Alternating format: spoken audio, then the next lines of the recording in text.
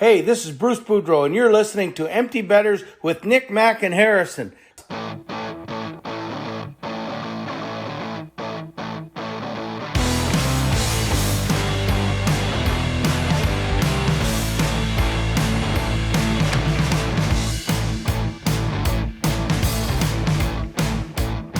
Good morning, everybody, and welcome back to episode 150. Wow, I can't believe I'm saying that, of Empty Betters, the first one of 2023, officially 4 years into this thing.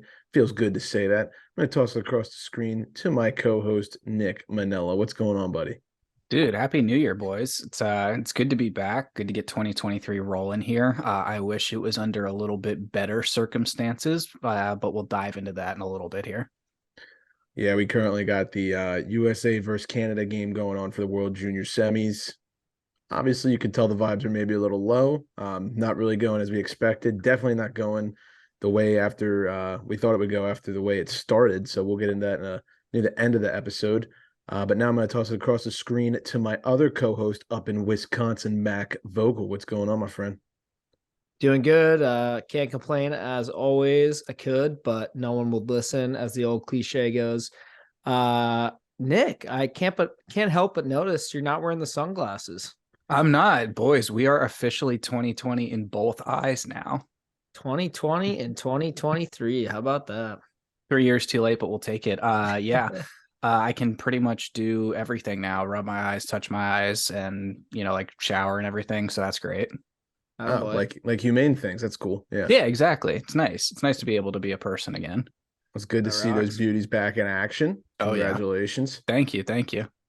I do want to say we got a packed episode here. We got a lot to cover, so I just want to get these out of the way while we can. So first off, obviously, first episode of 2023. That's fun and great.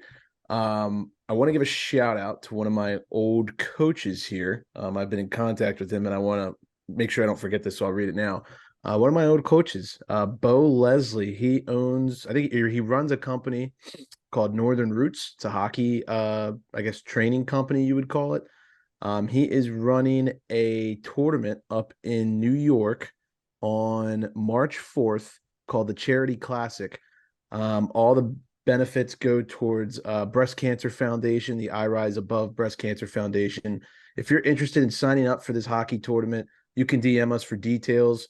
If you want more details, you can also go to northernroots.com. I'm sure that'll have details as well. He's hosting a hockey tournament up in New York to raise money for the I Rise Above Breast Cancer Foundation. And that's something near and dear to his heart. So I wanted to kind of touch on that before we got going, because I tend to forget to do things. So Bo's a great guy. If you guys are in the New York area and you want to play a little bit of puck in a tournament, go to northernroots.com or DM us and we can help you out. And let me just say, like Harrison said, definitely one of my favorite youth hockey coaches that I ever had. But even more so, I had the pleasure of being able to go to Bo Leslie's camp, summer camp, hockey camp every summer for probably about 10 years. And then eventually got to coach at that camp when I was a little bit older too. And this guy knows how to put on great events, great programs. So I'm sure this event will be nothing short of spectacular. So definitely check it out. Yeah, it seems like a great event. I mean, I don't know Bo personally like you guys do, but just from hearing you guys talk about him and pretty much everyone else that knows him that has come on the pod, they just have nothing but good things to say about him. So I feel like it's time we get him on here. Bo, if you're listening, we're ready. We're ready when you are. So we'll shoot you a text and we can get that set up. But yeah, just wanted to get that out of the way before I know I will inevitably forget. Second thing, we said it last episode. We'll say it again. I think we're just a little over 2 weeks away at this point, about 2.5 weeks out. Nick and I, we're flying up to Wisco to come hang out with Mac and y'all in downtown Milwaukee. We will be doing a watch party for the St. Louis Blues versus Chicago Blackhawks on January 21st at 7 p.m. at Elwood's Liquor and Tap. That's downtown Milwaukee for the Blues and Hawks game. It's a Saturday night. It's going to be fun. We'll probably have some football on too. So yeah, come hang out. There will be hats available for sale. We've got beanies and we've got trucker hats. Limited supplies last. Come and get it while you can. We'll be selling those at the event if you want anything. And also, if you are a Blues or Blackhawks fan, make sure that you wear your team's apparel when you come to The bar, they do a special, Matt, correct me if I'm wrong, I believe it's a free shot of Pink Whitney every time the team that you're wearing scores a goal. Yep. So, Blackhawks hat, jersey, shirt, whatever, something minimal. Doesn't have to be much. If you're repping the logo or the team, if your team scores, you're getting a free shot of Whitney. So not bad. Yeah, so basically just wear the Blues shirt underneath the Blackhawk shirt over top, and then bet There the you go. over, and you'll have a Switch great it night. every time. And then pray for like a 9-7 game. Yes, absolutely. So that'll be a lot of fun. Again, Saturday, January 21st at Elwood's Tap and Liquor. Going to be a good time. I also want to say, just because, sports podcasts, we're talking about fun stuff, just real quick. I mean, I think we'd be remiss if we didn't mention DeMar Hamlin, just an awful sequence that happened on Monday Night Football. So obviously our thoughts and prayers go out to him. That was a super scary incident, and hoping that, he pulls through here and everything goes well. Yeah, absolutely. I was at the Caps game the other night. I thought they did a great job. They did a little tribute just because they were playing against the Sabres, and you could definitely tell that it meant a lot to the Sabres players and the fans as well. Yeah, absolutely. All right. Oh, and one last thing. Speaking of the beanies and the hats that we'll have for sale at the event, you can go to www.emptybetters.com and click on shop. You can also find more of our merch over there. Be sure to check it out. Okay. Question of the day presented by Brackish Life. We'll get to the ad read after we do this, but I think Mac has a little quiz for the boys. All right. I'll be pretty impressed if one of you gets this. I feel like there's a better chance Nick will get it, mostly because it is Capitals related, but not exclusively Capitals related. And it does also have to do with the World Juniors. Those are the only two hints you get. So on January 5th, 13 years ago, which is tomorrow, aka probably today if you're listening to it the day it comes out, January 5th, 13 years ago, two very significant things happened that technically both involve the Washington Capitals organization. Can you tell me what they are? I think I can get one of them. Are both World Juniors related or just one? Only one of them is. Okay, that's the so easy one. I think I know that one. Is that It's the John Carlson? Yeah. Mm-hmm. When you Okay. said 13 years ago, I did the math in my head. It was like 2010, Christo, we had him Yep. on. That had to be it.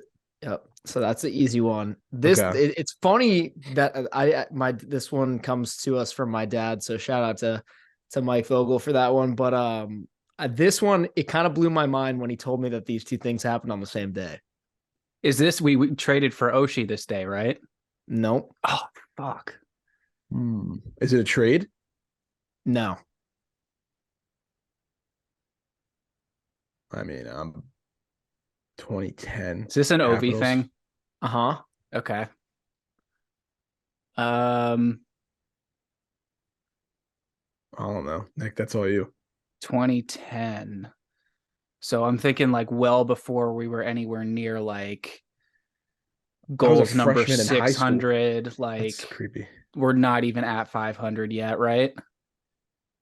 Right. And yeah, I mean you're knocking at the door, but Okay. there's 300th goal. Nope. 400th goal. No. Okay. Cold. Getting colder. 200th. No, it doesn't have to do with a record or number or anything like that. I have no. I mean, I don't know. Give me like one more tiny little hint because this is really gonna bother me. Okay. Chris Clark. No way. Ovi got named captain. Oh, Wow. Ding ding ding ding ding. So wait a second. He got named captain in the middle of a season?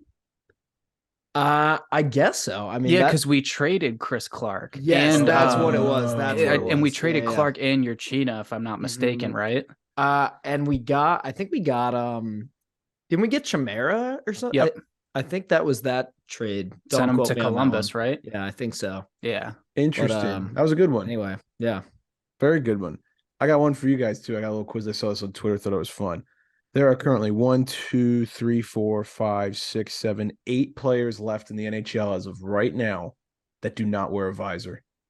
Can you name at least? Name as many as you can. Jordy Ben. Did you both Jamie and Jordy? So that's 2 of the 8. That's Six, funny. six Okay, left. Okay. Let's see. Revo. Let's see. That's 3. Yeah, nice. Matt Martin. That's 4. Nick's gonna get them all before I can even think of them. Ryan O'Reilly. That's 5. Shit. I need 3 more. 3 more. There's 3 more guys that don't wear 3 more screens. Come on. I think you'll get one of them if you. Are they all on different teams? Yeah. I actually don't know what team 2 of the guys are on. If I'm being honest, you run a hockey podcast. No, they're not on the same team. I don't think. Okay. No, I'm they're not. Totally. They're all Western Conference guys, I think. Okay. There's one that you should be able to get. Think big, mean power forward. Old school. Like probably the meanest guy, the one guy in the league other than Wilson or Reeves you don't want to fight. Like top 5 fighter, easy. And he's just a big old body. He's a bully. Western Conference. I know, like as soon as you say it, I'm gonna be so mad at but hold on, myself don't all say night. it. Give me another like 30 seconds here. Oh God. Everyone's like Division. literally like smashing their steering wheels right now. Just like literally. Pacific Division. Pacific. All right, so And he's been in the league a long time, obviously, because of the. Oh wait, no, I was gonna say Getzlaff, but he's gone. I was gonna say him too. But he's also that north of the border. North. Oh, So that gives you 3 teams to work with. Cassian. That's one of them. That's not the one that I thought you were going to say, though. Okay. So now you've got 6 of the 8. The one I'm talking about, you haven't said yet. Nice pull there, Nick. Lucic. 7. Yep. And then the last one. That's a big one. The last one, I'll give you a hint on this because you'll probably will never get it. It's so random. We interviewed a guest who taught this guy how to skate as a kid. Bogosian. 8. Wow. Nailed it. Nice. Oh, it's all 8. Way. Nick cleaned up on that one. I only got one. Ryan Reeves, the Ben brothers, Cassian O'Reilly, Matt funny. Martin, Milan Lucic, and Zach Bogosian. That's the last 8 left. Both. I liked both of our questions. That was good. That was good. Yeah, no, Nick, you cleaned up there pretty well. That was nice. The Lucic one, I was like, come on, guys. Like, yeah, that one, that took me a minute. And I was like, No. does he wear a visor? Like, I feel like he didn't with the Bruins, but for some reason I thought he did when he went to like LA or something. It's so funny to picture any of those guys with a visor. Like, just do it in your head for a second. Try and picture Jamie Benn with a visor on. You were like Reeves. Pacific. I was like, oh, Matt Bolesky, of course. Like Reeves with a visor.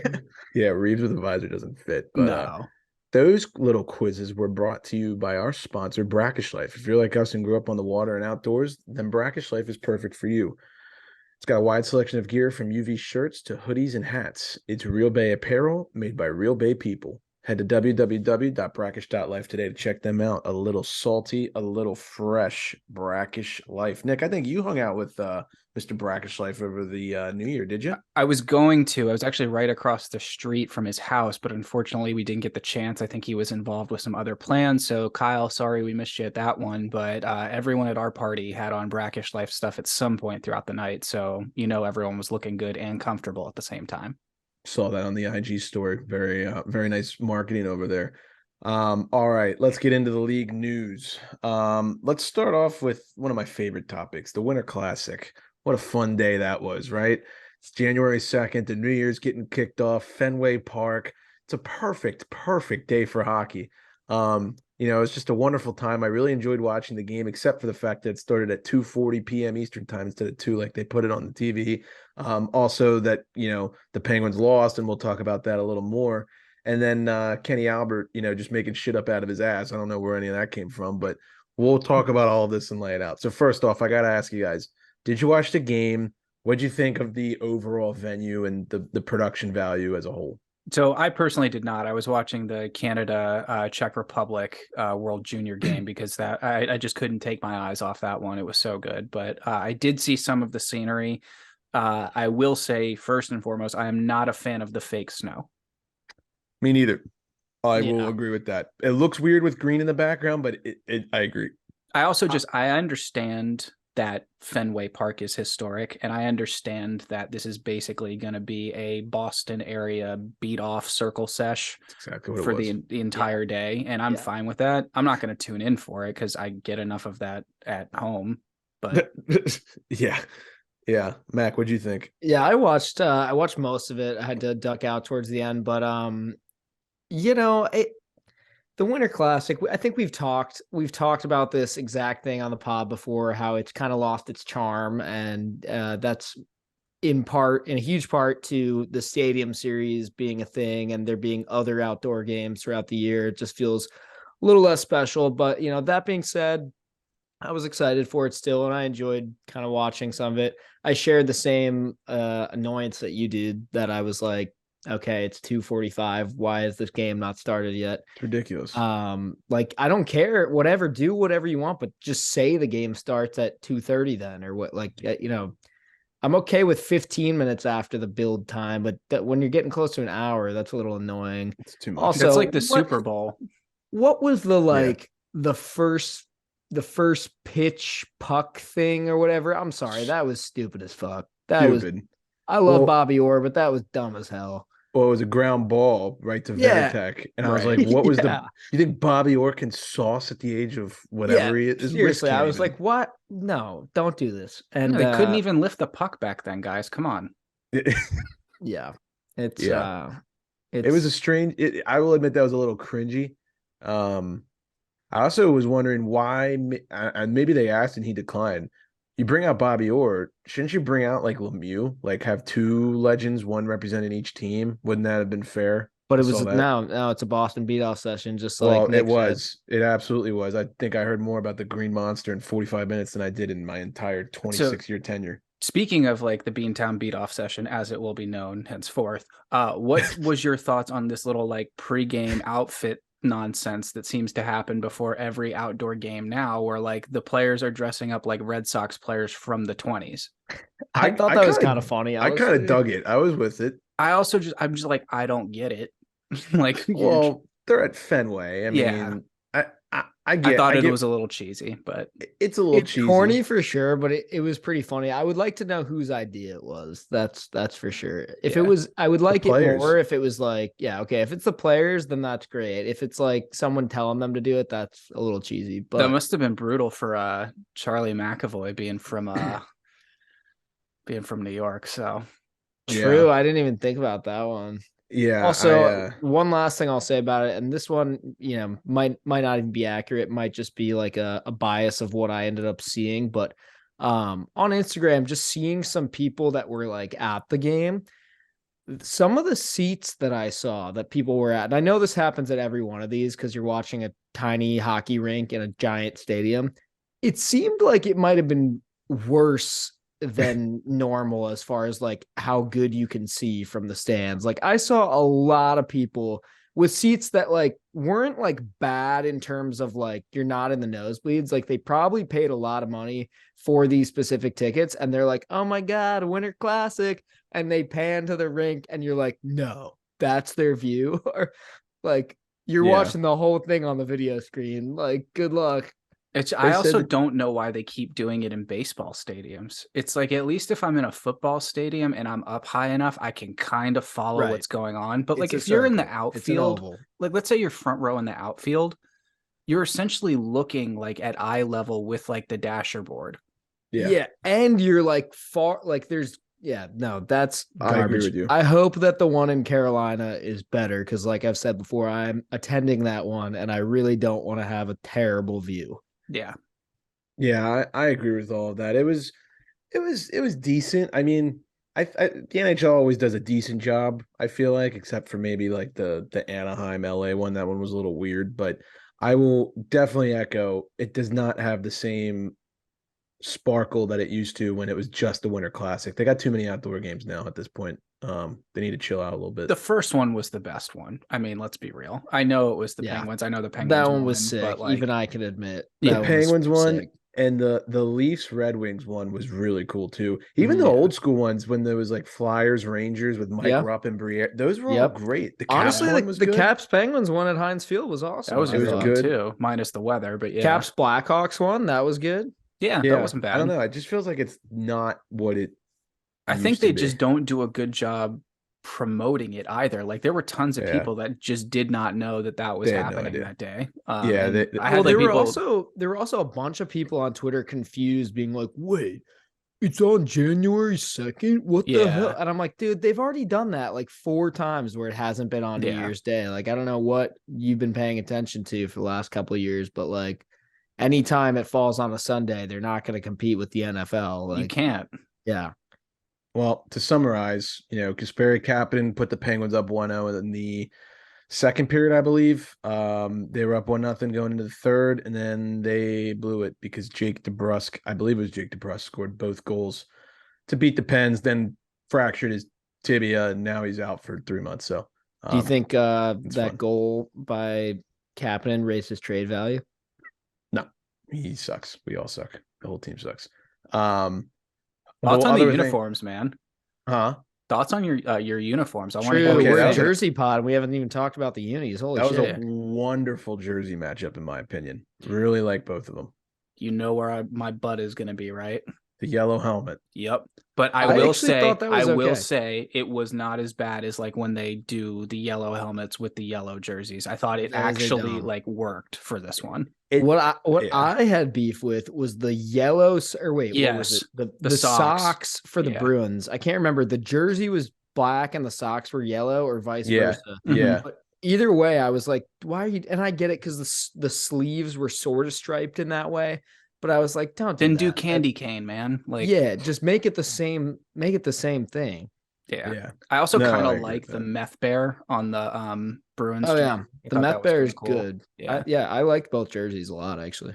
I didn't expect to like the Penguins uniforms as much as I did, but I thought they were really cool. It kind of looked like the Pirates P. Yeah, very simple. I'm sure what they were going clean for. Look. Yeah, I thought those were sweet. Are you gonna get one here? Yeah, I got one ordered. Yeah, got a Jake Gensel one ordered. Oh, that's right. Not playing too hot right now, so we'll talk about that later. But the last thing I want to say, and maybe I can get a picture of this over to you, Nick, and we can get my voice over this on Instagram. Hilarious moment because Twitter exploded when this happened. Kenny Albert was talking about Casey DeSmith's goalie mask, saying that the amazing mask, and on the back of the mask he has a picture of Ted from the movie Ted, like a Bostonian comedy, basically, right? The teddy bear, like Ted. Am I crazy? It's Ted the movie or whatever. Yeah, it's the Ted. Literally, it's from the scene where he's like singing "Sweet Caroline," and of course, it's at Fenway Park, so it fits. I was gonna say it's kind of funny because it's yeah, it's literally called Ted, Boston. And he goes, and Kenny Albert goes, and Casey DeSmith paying homage to Ted Williams with the teddy bear on the back, and everyone on Twitter was like, no, dude, that had 3 movies made about it, and all of them were centered around Boston humor, you moron. So I thought that was funny because I just looked at television. I was like, what the fuck is he talking about? It's like what happens when you read like baseball stats instead of like understanding pop culture references. Yeah, basically. But thought that was really funny. I'll talk a little more about the game itself when we get to the State of the Unions. I've got some extreme anger reserved for a certain someone on my team, so I'll keep that to myself until the end. But during the pregame broadcast on TNT, Commissioner Bettman officially broke the news that next year's Winter Classic will be in Seattle, where the Kraken will host the Vegas Golden Knights at T-Mobile Park, which is the Mariners Stadium. Thoughts on this decision? They're doing anything they possibly can to have the Kraken have more jerseys. They're like, shit, they've only been in the league for like 2 2 years. jerseys. How can we, people aren't buying they're done buying the normal ones. We got to up this now. But in reality, that's exciting for both teams. I'm happy they both get one. It sucks a lot if you're like a team that's been in the league forever and you still haven't had one, but be more exciting. Yeah, that's one way to solve it. Yeah. I am really interested to see how the jersey matchup in that goes, considering both teams have no history and have been around no longer than 5 years. So yeah, I feel like we're gonna get some ugly ones, boys. Yeah, I would. Yes, I think so too. I feel like I kind of have a little bit of hope that Seattle might bust out like a nice cream with navy, maybe an anchor on the front. Or like do something with like the pilots. Like I feel like they'll do something that relates to like Seattle sports history. Yeah. But Vegas is just it's just gonna be some modern piece of garbage that's it's going to be stupid. It's going to be like sequin or like freaking bedazzled at this point, like, or just caked in glitter. They're literally just wearing knight armor. Right. It just has like nipple tassels on. No, anyways. Wow. I think Seattle would be sick if they did like a Thunderbirds tribute, because like the Seattle Thunderbirds have been around for forever. They have an amazing look, sort of like Hartford Whalers color scheme, and they have like the Thunderbird on the totem pole. I think that's great. Trying to think of what Vegas could do. Like, I feel like you could get something with like a Joker or like dice or something Vegas playing related. card would be cool. I don't know if the NHL will allow it. I there's like well strange, now that there's considering they have DraftKings promos every 5 I know seconds. that was the whole thing when Vegas became a team, was they couldn't be the gamblers or anything like that, because the NHL didn't want to associate itself with like pro gambling shit or whatever. And now it's true, they've kind of done a 360 on that since then, so who knows, maybe they will let them do some shit like that. That would be cool. Interesting. It'll be a fun jersey matchup nonetheless. I'm sure we'll have some critiques of whatever they choose. All right, moving on. We've got some Leafs chatter, something we all know and love here. Austin Matthews has broken the Leafs record for fastest player to score 500 points. He did it in 445 games. Did it last night against the Blues. Previously, the record was held by Matt Sundin, who scored his 500 points in 495 games played. Thoughts on Matthews' record? Damn impressive. I mean, to beat a guy like Matt Sundin by that many games, that says a lot. Yeah, well done. Greatest Leaf ever, some would say. Don't think you're crazy, to be honest with you. Yeah, definitely has the potential to be. All right, Joe Pavelski, he gets a 1-year extension from the Dallas Stars worth $3.5 million. Captain America will never retire. He is here to stay eternally. So congrats to him. That top line on Dallas is still clicking. Alexis Lafreniere was a healthy scratch last Thursday for the New York Rangers in a matchup against the Tampa Bay Lightning. A lot of rumors swirling his name. I know our boy Anthony at Forever Blue Shirts was tweeting that there's some of this is just huff and it's not really all authentic. But you know, when you got Puck Empire and NHL discussion and these big boys reporting these rumors that the Canucks are interested and all that kind of stuff, who knows? But do you think Lafreniere would be, you know, benefiting from a change in scenery? It seems like things in New York have been a bit bumpy. I could see it. I could also see it just being buzz. It's too early to tell. And it'll probably depend a lot on a few things, such as, you know, where the Rangers are at in a couple months as we get closer to the deadline. What's going on with Patty Kane, Jonathan Taves, some of the big some of the big trade pieces that might get moved. So, I think that it's not out of the realm of possibility, but I don't think if you made me guess right now, I don't think they're going to trade him like this year or soon. I think they would have to be offered something that they just couldn't refuse, and he would be a collateral as a result of that loss. I also think that, you know, everyone's sort of this whole number one pick aura that goes around players like this, that they can't be traded or they can't be moved. They absolutely can. And I think he's one of the ones that could. Yeah, I think he'd really benefit being on a roster where he can be like a top 6 guy. You know, New York's pretty loaded. He didn't get in power play minutes either. I think he would really benefit from kind of going to maybe more of a welcome to Chicago. Yeah. Yeah. Or Arizona, or, you know, Anaheim, something like that. Like one of those teams, I think he could really build up there. I would also say if I'm him, I don't want to even sniff Vancouver, and we'll get into that very shortly about what's much rather go to Chicago for sure if I'm Alexi. Yeah. I'd rather go to Arizona than Vancouver. Yeah, all of the above. Anything but Vancouver, and we'll fill you in why here in a couple minutes. Before we get to that, real quick, just want to note that the Rangers, speaking of Alexis Lafreniere, they snapped the Carolina Hurricanes win streak at 11 games last night with a big win at MSG. I believe the score was 5-3. Finally took down Kochekov. So big win in the Metro for the Rangers. Shakes up the standings a little bit. Should be a wild finish, as we've talked about almost every episode. All right, let's get into discussion, but I think Nick has a word from our sponsor, Kane Footwear. That's right. Yeah, guys, you've heard me talk about Kane footwear 1,000 times. If you haven't gotten these shoes already, you really, really need to. They have absolutely changed the way that I work out and recover. My knees feel like I did when I was 19. My back feels like I did when I was 16. It's absolutely life-changing. The Kane Revive, using their bounce back foam technology from sugarcane to help you recover and work out the best way you possibly can. Head to the link in our bio today to get a pair of the most comfortable shoes you will ever own. Absolutely. I'm wearing mine right now. I think I wear them every time we record. Absolutely.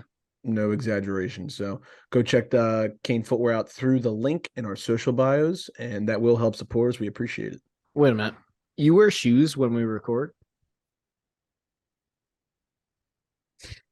I wear Wow. shoes all the time. Wow. I'm a Interesting. Cane. I wear my canes around the house. Drives Layla nuts trying to get me get me an indoor pair. So my mom does that with her pair. She like wears them around the house all the time. yeah, That's fair. I mean, I wear shoes around the house sometimes, but I feel like when I'm recording, I'm just in relaxation mode. You know, gotta sock it. T-shirt and nothing else, right? The work from home outfit. You said it, not me. I almost fell down the stairs in socks like one of the first days we moved in here because all of our floors are basically wood. Mm-hmm. And after I grabbed the railing and saved my life and probably a concussion, but I cut my fingers so badly because the ledge like cut them when I was holding. So I was like, I'm gonna wear canes around the house. There you go. Haven't changed Fair it enough. since. All right. We said we were going to talk about the Canucks, so let's get into it. JT Miller, their highest paid player, their highest point scorer last season, a guy who they just signed to 7 years, $56 million. Thank you, Jim Rutherford. A little bit of drama going on there. So a little bit of disorder north of the border. Oh, I like it. I like that. The Canucks have been struggling all season. You guys all know this. They've been a little bit of a streaky team. In particular, they have been awful at home. I don't have the stat in front of me. I believe they're like 7-10 at home this season right now. But JT Miller, a guy who they look up to be a leader, their highest paid player, he's been pissing off some teammates, is what the rumblings have been here as of late. If this goes on Instagram or TikTok or whatever, Nick, I'll send you the video. You can put it over top of this. There was a play last week. I can't remember who they were playing, but they were down a goal in the third period with about 50 seconds left in the third. And they pulled a goalie, Colin Delia. But before they pull him, JT Miller is supposed to get out of his own zone, get to the red, dump it, so that way Delia can come off, right? Standard procedure. So Miller goes up to his own blue line. He's skating towards the red so he can dump it, and then turns back towards his own net. And Delia was gonna come out, but then JT Miller turned around and there was a forecheck on him. So Delia naturally was like, well, I can't get off the ice if you're coming at the net. Like, not going to leave the net open. Right. Well, JT comes back behind his own net. He literally circles backwards back to behind his own net and literally takes his stick and fucking slashes the top post to like tell Delia, get the fuck off the ice, like go change, like so we can get the extra attacker. And Delia just was like, what? And then obviously the Canucks lose. And then the camera went to Miller as he was getting off the ice to go to the bench, and he's just death staring Delia down the bench. And it's like, what's going on there? And then there's been reports where, like, literally, I'm not making this up, teammates have been saying that he's getting the reputation of being like a prick in the locker room. He's been yelling at his teammates for like the last 3 games. He also hasn't been playing that well. What do you guys think? What's interesting is if you go back to the beginning of the season for the Canucks, when they were having a really tough time and people were like, oh my God, is Bedard going to get fired like immediately after being hired? And, you know, shit was bad in Vancouver, like even worse than it is now, which is saying something because it's still pretty bad. It's really bad. But during that time at the beginning of the season, JT Miller was pretty much the only player on the team doing anything. He was like scoring every single goal that they were scoring like every night. Like they would lose 4-2 and he had both goals or whatever. And or they'd win 2-1 somehow and he had both goals. So it's interesting because it seemed like initially he was like the only guy doing anything good for them. But now, based on this, based on everything you just said, it does kind of seem like there's a locker room cancer situation going on here. And it's hard to tell if it's like him being frustrated about his own recent play or just being frustrated about the team in general. I also want to dial it back to a couple weeks ago when I brought up a point, I think I was watching a Canucks game and I was just hating on Canucks fans for like booing them at like a not very appropriate time and just being babies basically. So, you know, I almost can't blame any of the players on this team right now just because of how I know this fan base is and how I know any diehard Canadian fan base is. I guess you got to respect it to an extent. But there's a lot of pressure on these guys. So I don't really know if it's JT's fault, if it's the team's fault, if it's the fans' fault. But it's definitely not good and probably something needs to change. Yeah, this is not good. And just like going back to, do you remember we were talking about Binnington and, you know, the whole Berube thing? It's like, you don't really let that stuff kind of slip into the media. The fact that this stuff is like getting out and people are seeing it is just bad news bears. That's like as soon as that shit starts happening is when they actually are like, oh, we either got to get this guy out of here or we got to have like a team meeting and be like, yo, like air your grievances type shit. Like, let's get this shit on the table. Also, JT Miller, stop yelling at Colin Delia. Like, just right. Yeah. You don't yell at your goalie. You don't yell at your goalie. That's dumb as shit, bro. And like maybe if the score was like 7-6, okay, maybe. Even though I still wouldn't, maybe I would understand. It was 3-2. Like, come on. Yeah. He kept you in the game. Get over it. And I'm sure it's just frustration, you know, boiling over at this point. I don't think it's been any secret that he's been sort of unhappy there. Maybe that you don't sign a 7-year deal in Vancouver, knowing what we know. But yeah. Well, it gets even better. So a reporter after practice, after practice the day after that game asked him about what his thoughts were on his lack of offensive production in the month of December. You know how Mac was just saying JT was carrying the team at the start. Now it's Bo Horvat. He's the guy scoring every single goal. He's got like 28 on the year. He's on pace for 60. No one ever saw that coming. But JT had to say this about his lack of offensive production. Quote, I'd like to say that my lack of production is a compliment to me not cheating the game and playing the right way. End quote. I think it's worth noting in December, in all situations, JT Miller was on the ice for 14 goals against in 13 games. At 5-on-5, the Canucks were outscored 8-3 when Miller was on the ice. What does that quote even mean? Does that mean if they let me, I'd play on steroids?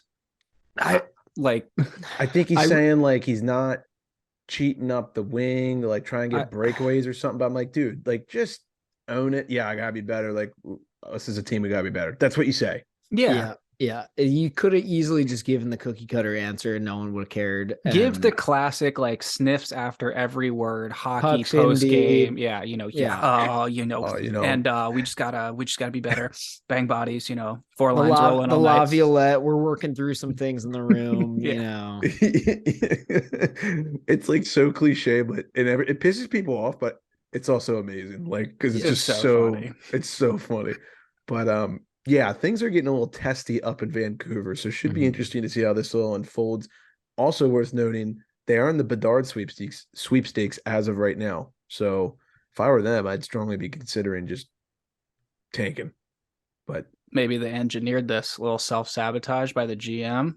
One last thing. Bring the Vancouver kid to Vancouver. While we're on the topic, did you guys see the thing today? I forget. It was probably Puck Empire Hockey Collective or something, but it was a report that like the locker room of the Canucks is quote shell shocked at how things have gone so far this season. I was like, why are you shocked? Like you're not good. Look at your roster. It's not that good. Look at the division you play in. Like, look at like what about this shocks you?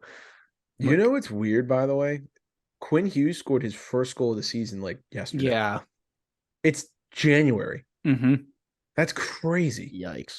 Yeah. Not looking good. I mean, so did fucking like Jacob Trouba like 2 weeks ago, but whatever. We don't talk about that guy.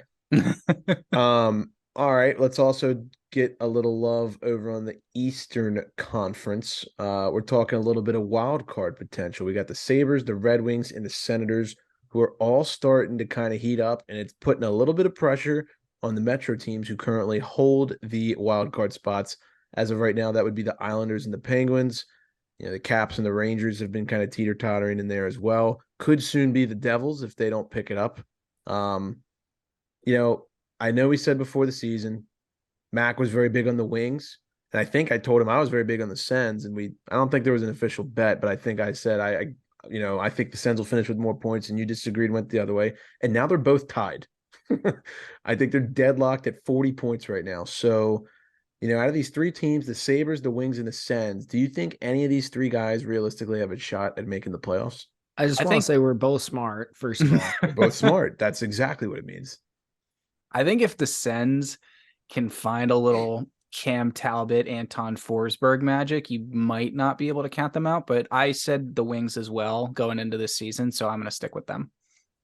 Shockingly, the team that actually scares me the most out of these three is the Sabres. Yeah. Mm-hmm.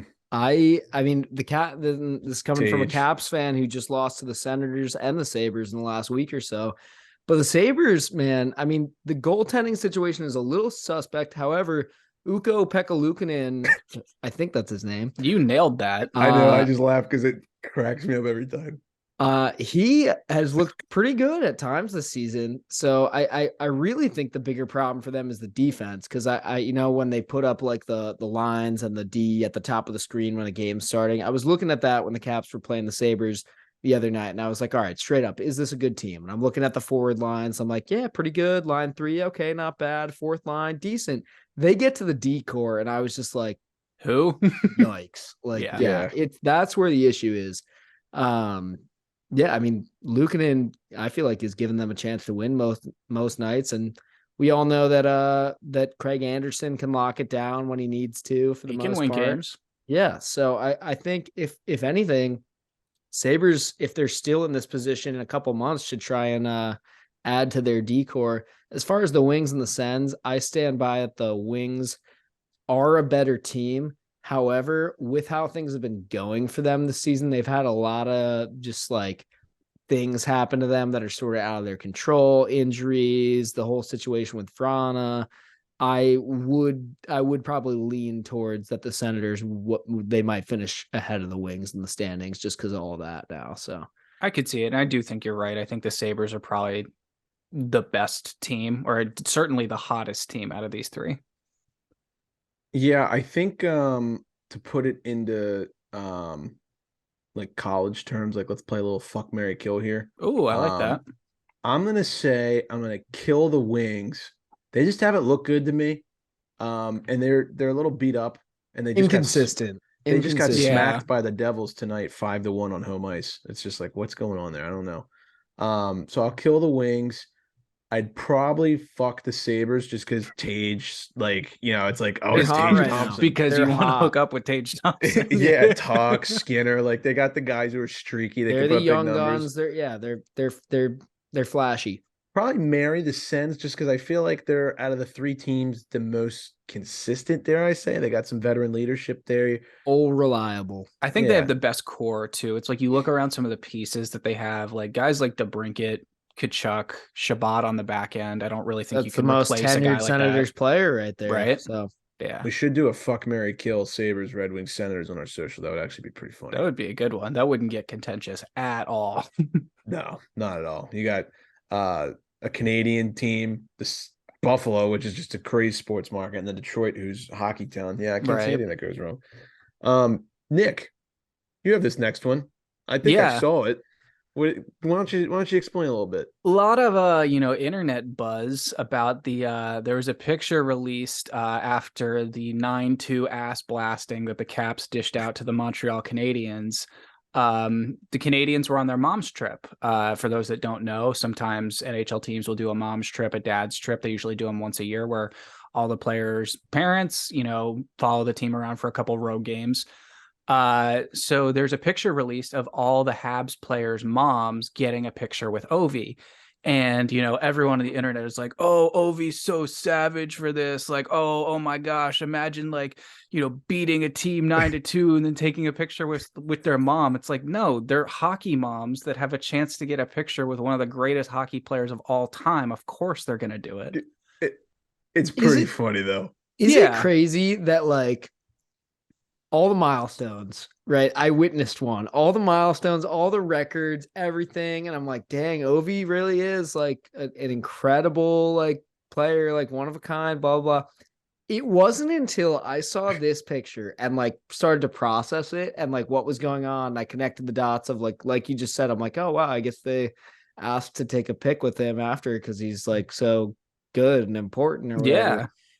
It wasn't until I saw that and connected the dots that I was like, damn, Ovi really is like special, isn't he? Yeah. Like, but it took him taking a picture with the Canadians players' moms for me to It's really, like, it's really not wrap like my head he's around that. like Jimmy G. Like if Ovi was Jimmy G, then everyone's mom is going to want a picture with you. Like Right. he's not the best looking dude. These are just Canadian moms who are like, no, he's just really good at hockey. Well, We want and a of picture course, with it's one of them. the Canadian markets too. You'd never Yeah. catch like the Predators' moms being on like the freaking like mom's trip and being Yeah. like, "Can we take a picture with Ovi?" Like that just Yeah. wouldn't happen. It's just that like Habs moms, they get it, they For sure. And honestly, there's a lot of people in Montreal specifically for some reason that are like diehard like Ovi fans. Like Yep. that's like a thing.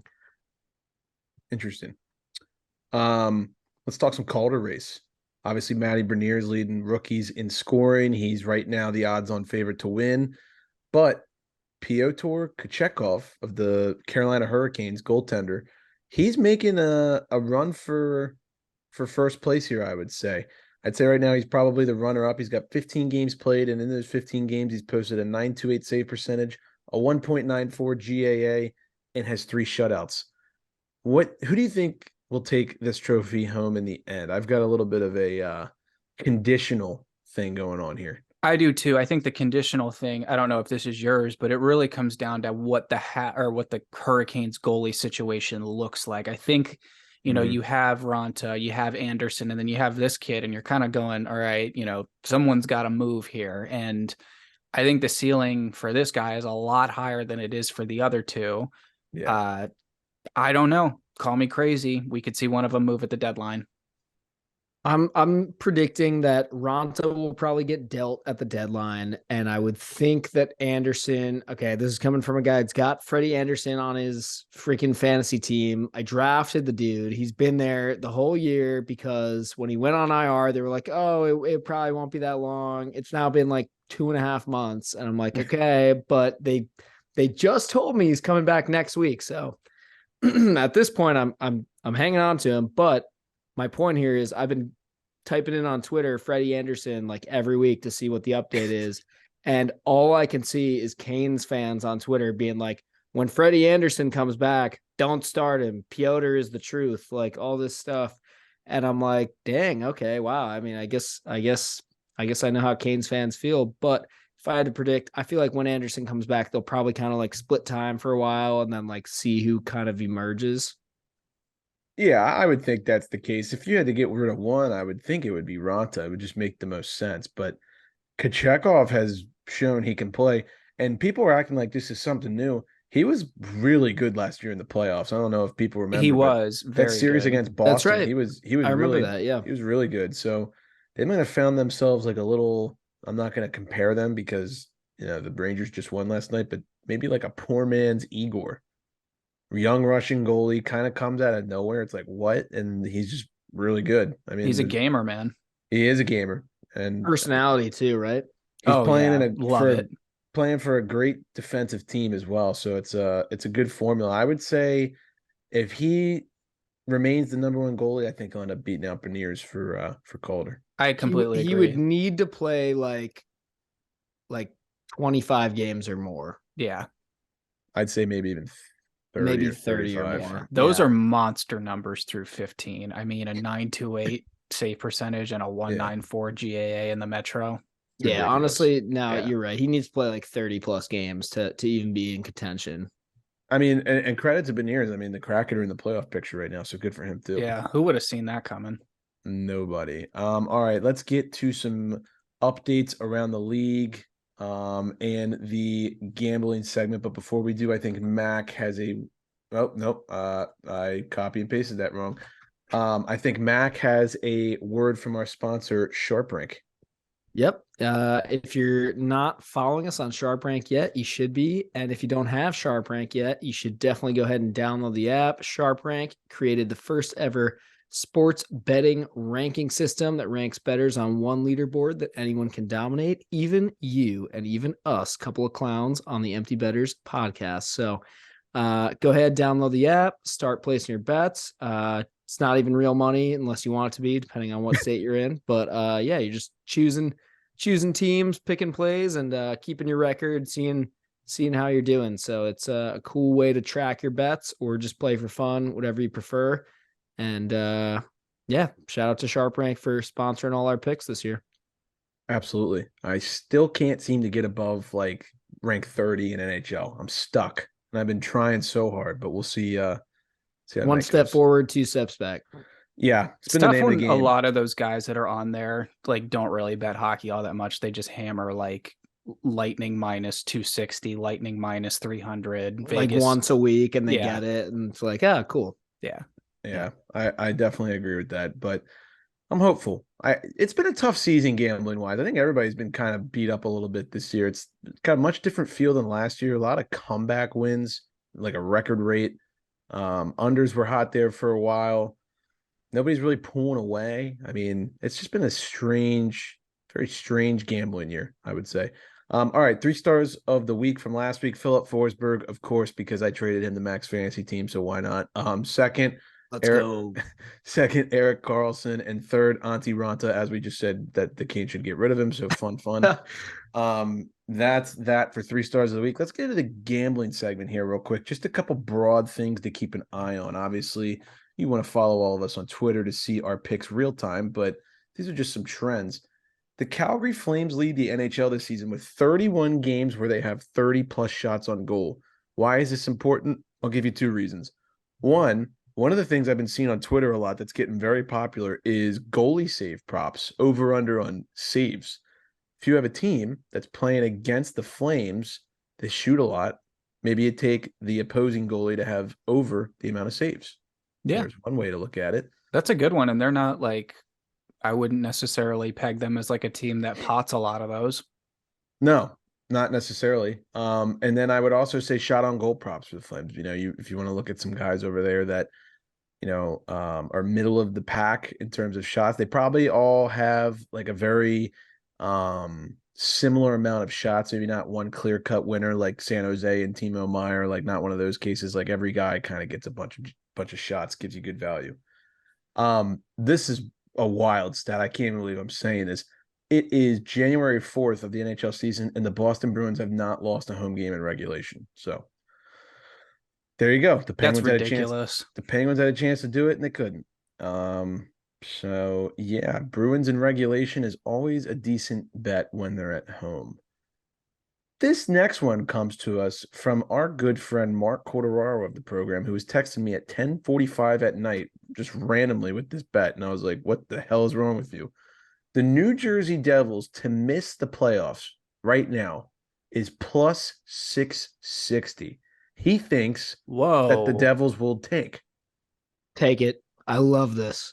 Oh, okay. I'm kind of on the same page because I absolutely love it. I was doing a little tinker stinker the other day, and I was like going through like the NHL standings as one does because we're now into the back half of the year, and I was like, holy crap, like the Caps have the same amount of points or almost as much as the Devils, and at one point they were like 15, 16 points behind them.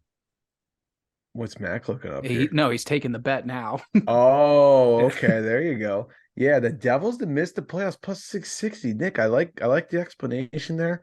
Mark was telling me, I don't know where he found this. The Devils have the 10th hardest schedule remaining in the league for the rest of the season. I saw that as well. Yeah. Okay. And it's just I don't think they've played a lot of their in division games yet. Yeah, they play in the Metro, so you got to think it's going to be really competitive. We just talked about the Sabres, the Sens, and the Red Wings maybe making a push. I don't hate this bet for the value, to be honest with you. I love it. I was actually going to mention this earlier when we were talking about the Metro, that I feel like they could like make the slide just based on how good the division is, how things have been going. But yeah, I did not just take the bet because some wagers. So thanks, Corey. Oh, I also think like you could make that argument based on how the other teams in the division are trending. Like Carolina's really hot, Rangers are hot. Like, I mean, Caps are hot. Caps are hot. So Islanders are Penguins are hanging. not. Penguins fucking suck. Yeah, it's all good. Uh, the Maple Leafs and the Sharks, they have hit the over 5 games in a row. Keep an eye on that. Something to look forward to. The Yotes, the Wings, and the Blues have hit the over in 4 of their last 5. So keep an eye on those 5 teams I just mentioned: the Leafs, Sharks, Coyotes, Wings, and Blues. the Wings one is a good one, and it's starting to happen a lot more than it did at the beginning of the season. I have Husso on my fantasy team, so I've cashed in on this a couple times. It's also burned me a bunch of times, but yeah, I like that one a lot. I guess actually it's for the Wings, it would actually be 4 of their last 6 because as we recorded, they got spanked 5-1, Right. and the over-under was 6.5. So, all right, the Flyers. They've kind of turned it up here lately. Hear me out. The Flyers have won 4 of their last 6 games, and they've covered +1.5 in 6 straight. Interesting. They can Hear me- turn it up all they want. They're not going anywhere. Hear me out, boys. I love it. Yeah, like You know this is- why? Why? Because they're like It not going to won't make the get Bedard- playoffs, but won't they get won't Bedard. get Bedard. Yep, There you and go. they're not going to get anyone even like probably that good because they're going to finish like It's I like don't know. what, like just finishing right outside the playoffs. they're You're going to finish like 22nd or Yeah. something like that. And Purgatory. and Torts is going to be like, but we got our pride a little bit, right? but we almost made the playoffs. But like in the Metro, like that would be good enough to make the playoffs in the Atlantic, Pacific, and Central, anyways. So Yeah. And they're doing it without Carter Hart, I believe. I think he's hurt right now. He is. So Yeah.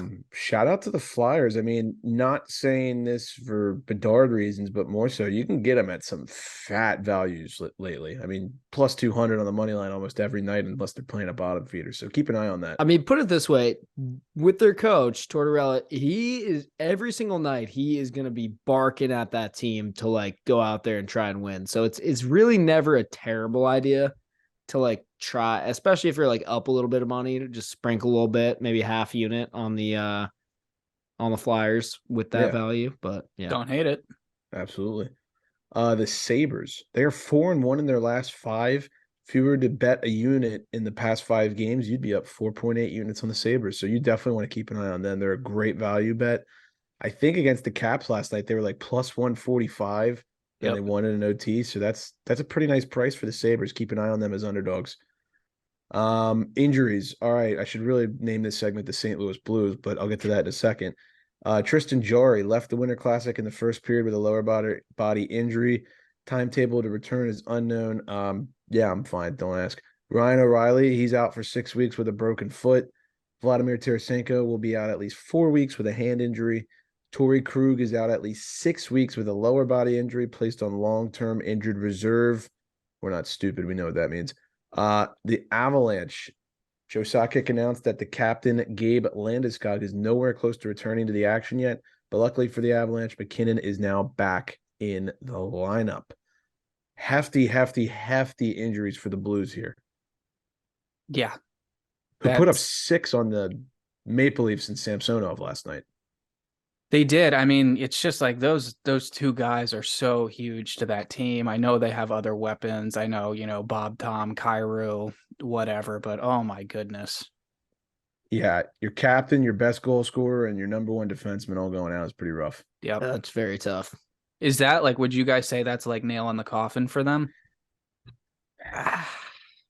Berube's a tough coach, man. Like he's like that Tortorella type where they just beat the Leafs 6-5. I'm like, I don't understand how that works. It makes no sense. I also think the Blues have a lot of similarities, the Caps, where it's like they somehow and the Penguins, honestly, where it's like a lot of times when they have injuries and they have a lot of these younger guys in the lineup, they somehow find a way to like be almost as good, some nights even better with like their minor league squad out there. Just like so. next guy up kind of mentality. Yeah. I mean, that division is also still like too close. And I mean, they're only like 3 points out of a wild card spot. So I definitely don't think it's like nail in the coffin, but if they go on like a 5-6 game losing streak right off the bat here, it could definitely Absolutely. be tough to come out of that. But yeah, as long as they try to stay afloat until they get some of those guys back, they'll be all right, probably. Worth noting they're on a road trip right now. They just beat Toronto last night 6-5. Their next 3 games are against the Devils, the Canadiens, and the Minnesota Wild. So 2 very good teams in there and 1 shit team. We'll see how it goes. All righty. Roster moves. Jacob Vrana. This one kind of surprised a lot of people.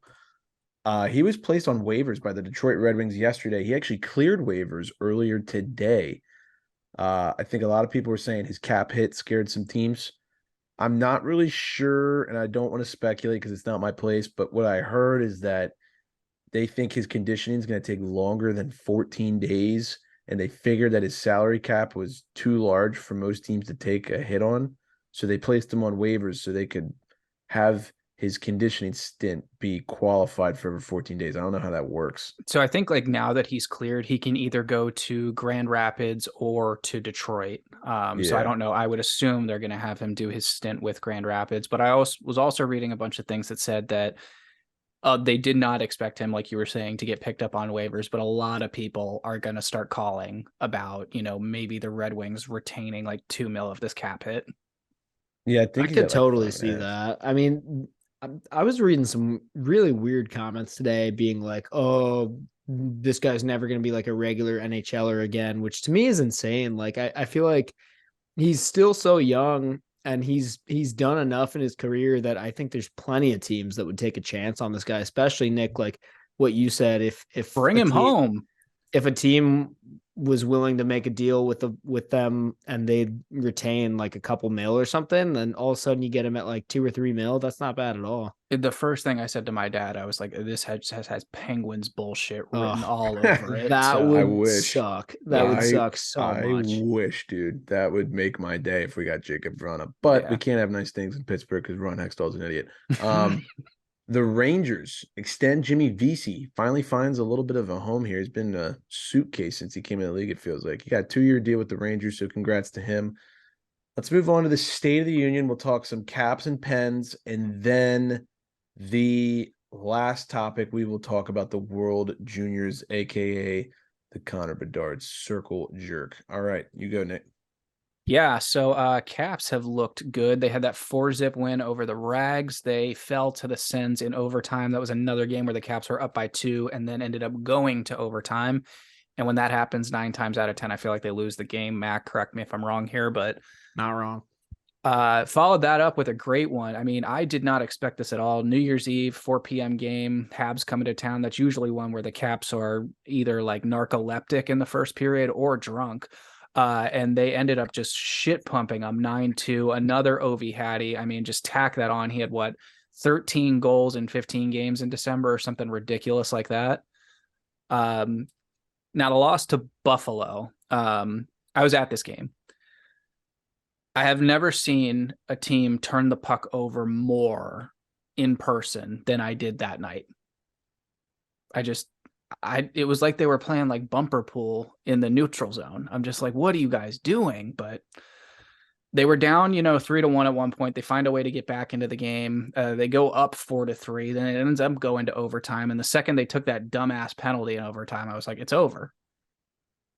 First period was especially bad. I will say that was a very exciting game to watch. It was an annoying game to watch if you're like a diehard Caps fan and you can like you and I are doing, like point out all the areas where it's like, oh my God, why are we like overpassing it? And we look terrible in our own zone and this and this and that. But like, if you're just a casual and you just like scored some free tickets from work or something, which is like half of DC these days. Yep. And you just like showed up to that game, you probably had a great time despite them losing. I mean, it was 2 goals from Tage, 2 from Ovi, 5-4 final. That's a crazy goal scoring affair. So overall, I'm pleased with the last couple games. We're at least we're showing some signs of life here. Yeah, I think they've stepped it up a lot. I think there's a lot of, it was great to see like Oshie get back in the lineup. I mean, he definitely looks like a half step behind again, but yeah, he didn't look quite right, but no. It'll come hopefully. But there's definitely some positive momentum. I do really want to say I love the goaltending game right now. Kemper and Lindgren, I think, are both very, very solid. Yeah, I mean, you go back 1 year ago from now and you look at where we're at now, I feel very comfortable, and that's the biggest thing I wanted. If you asked me this time last year what I wanted different about the Capitals, it would have been 2 new goalies. So we got that. I've also been asking for like, hey, Nick, what do you want for Christmas? I don't know. Smooth neutral zone play. I think I've been asking for that since 2009, but I think that's just something I'll never get.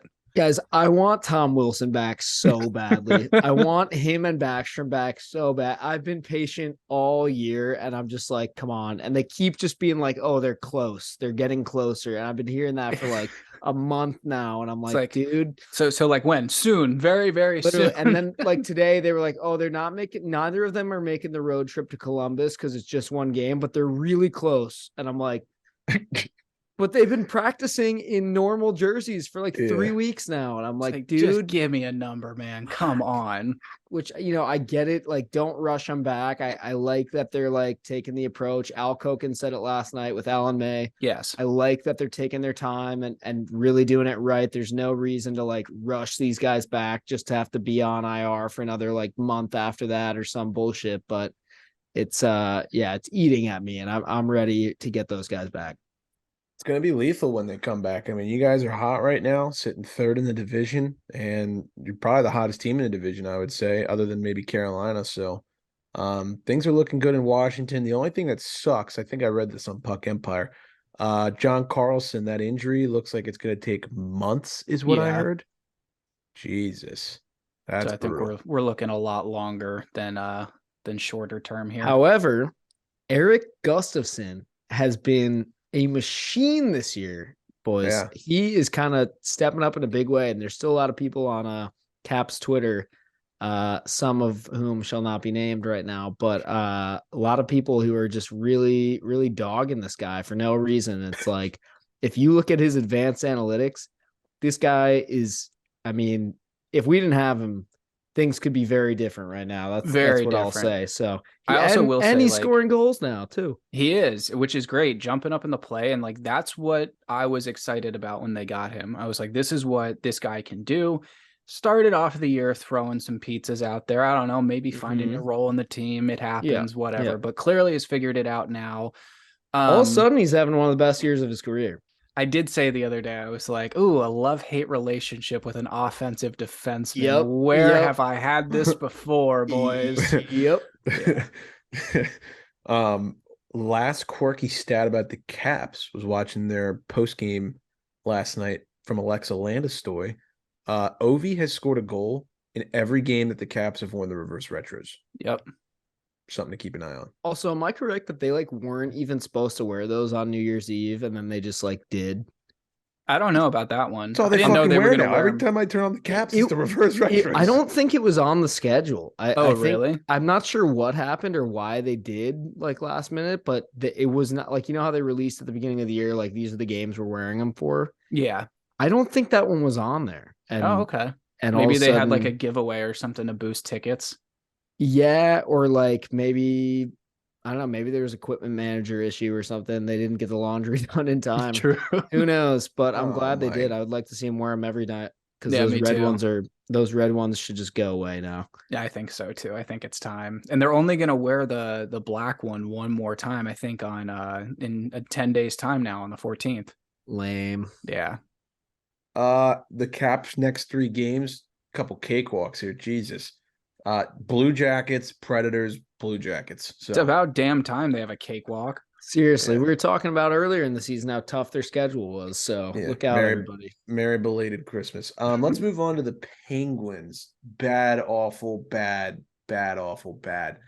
Thoughts and prayers to Chris Letang, actually, real quick. His father passed away on the day of the Winter Classic. So very sad. He's back in Montreal with the family. He's also dealing with a lower body injury. So T's and P's to Mr. Letang. He has had a really tough year, man. Glad to see him playing and doing well, though. I mean, like, can we just say, like, his dad dies, he gets injured, and he had a stroke all this season. That's his second stroke, too, right? Yeah, he's having a rough kick at the can this year. I hope he comes back and has a strong finish to the season. That's all I'm hoping for him. So I'll save the Winter Classic for a second. Let's go back to when we last recorded. I hammered them against the Islanders last week. They lost 5-1. They got absolutely blown out. That was I feel like that's just brutal. one of those weird teams. Like they always have your number. I don't know why. I just anytime I Yep. turn on one of those games, Penguins Islanders, I have that gut reaction. Yeah, they got shit canned. There was no way around it. That was probably the worst, well, maybe the worst game they've played of the season in terms of full 60 minutes. The next night they played the Detroit Red Wings. They were up 4-0 in the second period. They lost the game 5-4. So that's something that I'm very used to. You are not used to. So from a very, typically, north-south responsible hockey team, what was your reaction to that? It was just awful. I mean, Mike Sullivan's known to be a very structured defensive coach. He's, I'm going back a ways here, but he's easily a much better defensive coach than Mike Johnston ever was, Biles, Militarian. I mean, he's a lockdown guy. So for a team like the Pens to have a 5-4 comeback happen on him is just absolutely brutal. And then what's his nuts with the gritty in overtime? I can't stand that shit. Get that out of that was dumb. That was dumb. Guys, now that it's made its way to the NHL, it's no longer cool. Like It's no if longer hockey cool. players are doing it, like yeah, it's not cool the NFL anymore. is going to stop doing it tomorrow. Yeah, it's no longer cool. I'm sorry. That was stupid. It's more like this is just what happens when like younger kids start to get into the league and like all the players are playing Fortnite. Yeah, literally. It's stupid, but whatever. Then the next game, I hammered the Pens again. This one really hurt. And they lost 4-2 to Jersey. That was a rough one. Another blown lead, right? So, and then the Winter Classic, they have the lead 1-0. They blow the lead. They've blown the lead in 3 straight games. And Jari goes down. So now our starting goaltender's out. So we are rocking with a elite goaltending tandem of Casey DeSmith and Dustin Tokarski. You tell me you can name that a dude tandem. was so nasty in juniors, man. Yeah, well, hopefully he's nasty for the Pens because we're it's not looking great. I have to rant, boys. Hats going backwards, fellas. Here we go. I have had enough of Brian Dumoulin. I can't stand this guy. Oh my God, he is bad. And listen, I loved Dumo. I'm in tears here. I loved Dumo for the longest time. Like I was always like, he's the best defenseman on the team during the Cup years, even on the second one of the back-to-backs when Letang was out. He was so good for us. I was like, he is the man. We got him in the Jordan Staal trade. I was like, this works so well for us.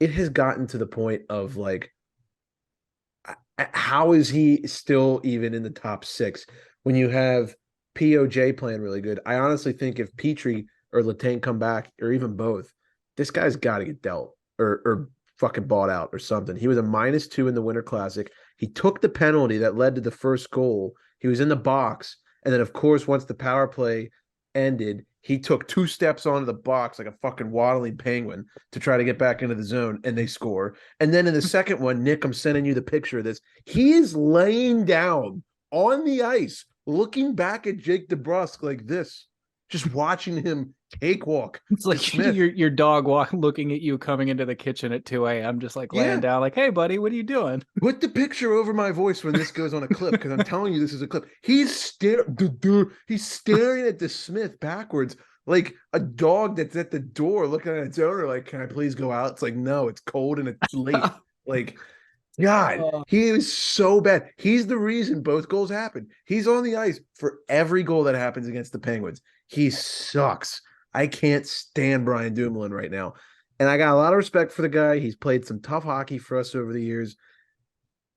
Do the Caps have a guy that was a long tenured defenseman? Not Mike Green, someone else, where you're just like, you know what? I love this guy, but it's time. Has there ever been that? Oh, there's been tons of those. Don't even get us started on that. There's also been that with forwards too. So yeah, but like, you know, and how goalies. there's always and coaches. Yeah. There's always a defenseman on any team, I feel like, that's just the whipping boy, right? Like, who's the guy on the Leafs that was the whipping boy for a really long time? Morgan Riley. Well, he was, and then there was another one. Wasn't Justin Holl? Jake Gardner. No, Jake Gardner. Yeah. They hated him. They wanted him dead. That's right. Dumoulin has worked his way into Penguins Twitter as being the absolute whipping boy for everything. And it's sad to see because, like I said, he seems like a nice guy, but God. So anyways, I just had to get that out there. He sucks. He's the reason we lost the game. It's a tough schedule coming up, if I'm not mistaken. We got Vegas coming up on the road. Then we got the Yotes on the road. That's tough. Well, Vegas, we probably won't win. Yotes, I'm not gonna lie to you. The Yotes are playing really well lately. They kind of, I don't want to say they scare me in terms of playoff implications, but they're not a team you want to play at the moment. They've been playing really well. And then the Canucks next Tuesday. JT Miller's coming home, so that should be fun. Maybe he'll yell at the fans. I don't know. So yeah, it's rough. They've lost 5 in a row. Not looking good. What are the realistic chances, in your opinion, of the Penguins actually dealing Dumoulin at the deadline? None, because I don't think anyone wants him. I don't know his cap hit, but like no one wants him. Like, why would you want him on your team? He sucks. Like, they'd have to buy him out, I feel like. Or or retain or something. I'm trying to figure out like deadline moves, and everyone's like Kapanen. I'm like, okay, yes, he's the obvious one, but now he's playing better for us. So do I want to get rid of him? Like, no, he had 1 goal in the Winter Classic. I don't think he's playing better. It's all smoke and mirrors, man. Dude, yeah. Like, I gotta he look had that this up. Hattie right a while ago. Yeah. I think it got you pretty fired up. Yeah. I gotta look this up, and I could be wrong. I think Mears, he said on the broadcast, I think he's got like 12 points in his last 14. Like, he's kind of coming on. Yeah, but it was like, if I'm not mistaken, it was like But he sucked before that. 8 or 9 of those were in like a 4-game span or something. Yep, it was probably. like all super concentrated, and then he was like has kind of been cold again, and then he scored 1 in the Winter Classic. To me, if you guys are, I mean, I get wanting to deal him, but you guys are gonna have to include something in that deal that makes a team want to take Kapanen. Brian Dumoulin's foot. I don't know cut it why off. he wouldn't be interested in like Carolina or Dallas, where every other Finnish player is currently, but That would make a lot of sense, wouldn't it? yeah. And I will say this. I'll make a comparison here, and I think it's a good one. And this is a poor man's version comparison, because the 2 guys I'm about to name are much better than the 2 I'm going to list for the Pens. You guys have Dowd and Hathaway. They're your 4th line aces, right? You're like 4th line. Yeah, we can play them. Nick Dowd's like the best offensive player on the Washington Capitals, not named Alex Ovechkin. He's right also now. having a career year, by the way. Career year. So on the Pens, the guys who on the 4th line have kind of emerged as like those go-to energy guys that really can like change the momentum of the game. Ryan Poehling and Josh Archibald have been really good for us. They've both been hurt for the last like 2 weeks, so that kind of hurts as well. Poehling's a stud. I do not know why the Habs ever gave him up. Did he come over in the Petrie deal? Yeah, he was a first round pick. Yeah, got talent. He's good. Harry, while we're on the Penguins, let me ask you this. What are your thoughts on Teddy Bluger, like as far as trades go? Like if you heard that the Penguins dealt him, would you be upset or would you be happy? I'd be really pissed. Really? They can't get rid of him. He's a great face-off guy. He's our best penalty killer. It's tough, though, because they got Carter on the 3rd line, and he's still under contract for another year after this. And I wish to God he wasn't. But Teddy should be our 3rd line center. That's interesting, because I saw something on Twitter recently that was one guy saying, I'm not going to name names here, but it was one pretty like notable account saying that the Penguins might want to think about trading Teddy Bluger. Then it was another guy commenting saying, like, have you watched any of the Penguins games this year? They should not trade Teddy Bluger. They should not trade And Teddy then Bluger. it was a bunch of Penguins fans replying to that guy and being like, no, he's right. We should definitely think about trading him. If they want to win right now, they should not trade Teddy Bluger. I mean, if they think they can get something better for him because of how he's been playing, I understand that mentality. But based on what I've seen and, from what Harry has said, I don't think he would want to give this guy up. No, it's tricky. The whole Jeff Carter thing. Jeff Carter's the second whipping boy of the team, but Bluger's contract is up after this year, and a lot of people don't think we'll re-sign him.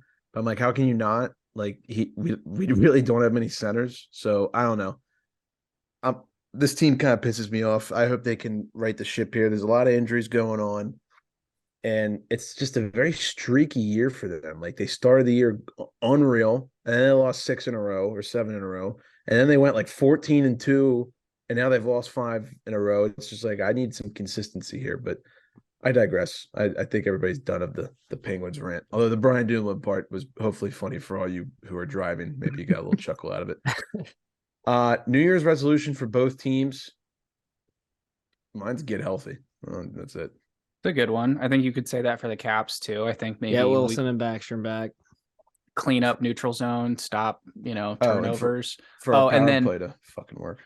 Pass to that part of the stick called the blade, not the feet. That's more of like one. a last night thing, honestly. Yeah. I feel like we've been fine, but like, that Buffalo game was pretty annoying in that regard. Yeah. All right, let's talk some World Juniors to wrap up the episode. If you haven't heard of this kid already and you're new to hockey, this kid Connor Bedard, who's not even an NHLer yet, he's going to be the number 1 pick in this year's draft. He is lighting up the World Juniors for Team Canada this year. He's probably the most highly touted prospect since McDavid. I mean, he's being put in the same breath as Crosby, Ovi, I would McDavid. say highly touted since Sid. Yeah, he's like, this is a franchise-altering player, for sure. There are a ton of people out there that are saying that he will be better than Connor McDavid in the NHL. And I am kind of starting to buy into that, guys. I'm not going to lie. And if you're asking why, let me throw some stats at you. And this was before the USA game that just occurred a couple hours ago. Connor Bedard has the most points in a single World Junior Hockey Championship among players 17 years old or younger. He has, before the USA game, 19 points and counting. The people that he beat to get that record, Jaromir Jagr, Wayne Gretzky, Eric Lindros, and Jesse Puljujarvi. Can't believe Puljujarvi's name is even in there. He had a nasty tournament that year, man. Total fluke. Most career points for Canada at World Junior Hockey Championship. Bedard, number 1 at 32. Lindros, number 2 at 31. Jordan Eberle at number 3. And Braden Shen at number 4. So, he's got the most points all time for Canada in the World Juniors. And he's also got the most points all time in World Juniors for a kid 17 years or younger. The teams right now that are currently in the sweepstakes for Connor Bedard would be, and this is in no particular order, Chicago, Vancouver, Philadelphia, San Jose, Columbus, Arizona, Anaheim, Montreal, and Nashville. All right, let's hear right now, gut reaction, who you want him to go to and who you think he's going to go to. Harry, go. Who do you want? I want him to go to the Nashville. That's what it is. Who do you think he's going to go to? I'm going to give you 2, and I really think it's going to end up being one of these 2. It's going to be either Vancouver or Arizona. Okay, I like it. Nick? I want him to go to San Jose. Okay. Because I want the Sharks to bring back the black uniform, and I want to get a Connor Bedard 98 San Jose Sharks jersey, because that would just be heat on heat, even after what he just did to our beloved country. But I think he's going to go to Arizona. And Harry sent a video to us earlier in our group chat today about Spit and Chicklets talking about why Arizona is going to get the lottery pick this year. And I agree with everything they said. They for the people who haven't heard it yet, they basically said, Gary Bettman's dying on this sword that this Arizona market's going to work out for hockey. They're building a new arena. Gary wants him to stay there. They're like his little project, his little baby that he wants to prove He's done a himself right. lot to try and make that work. And that team has been to the conference finals once. And let's be real, that was a down year for the West. Yeah. And honestly, it just, Arizona hasn't had a first round pick ever. Nope. So that's another reason why it's like first overall. Yeah, they never had one. The other thing they were saying is like overall, all the Chicago stuff. There's no way they're going to allow them to have the first overall pick this year. Oh, no, absolutely not. Absolutely not. I would say if I could choose, I don't want to copy Nick, but I might choose San Jose too, just because I like the Sharks. They're a fun team, and it'd be cool to see him go there. But I'm with you guys on the Arizona thing. I've seen this clip that we're talking about, and I'm with it. It all makes sense to me. If I had to pick just for fun, another team that I would want him to go to, though, that I think would be maybe equally as fun, I honestly think that not for Metro purposes, but like Philly would be kind of interesting in terms of like just something different. You know what I mean? I don't want it to happen, but like it would at least not be. I mean, you look at all the shitty teams that have gotten the first round pick in the last couple of years, and it's getting old. Like I don't want some of those teams to get I him, don't want but Edmonton with like a fourth, Yeah. first overall Yeah. pick in my lifetime. yeah, The only reason I Absolutely. say Nashville would be cool, like they've never really had that would be very cool. an Yeah, that'd be very offensive cool. like force. Like an and it- insane, A superstar. They've never had a superstar. I mean, They- Forsberg, you could argue is like, but like, let's Shea be Weber real. was Shea good. Weber was their superstar. Yeah. Or Yeah. Pecorine was their superstar. But yeah, but that's a defenseman and a goalie. So yeah.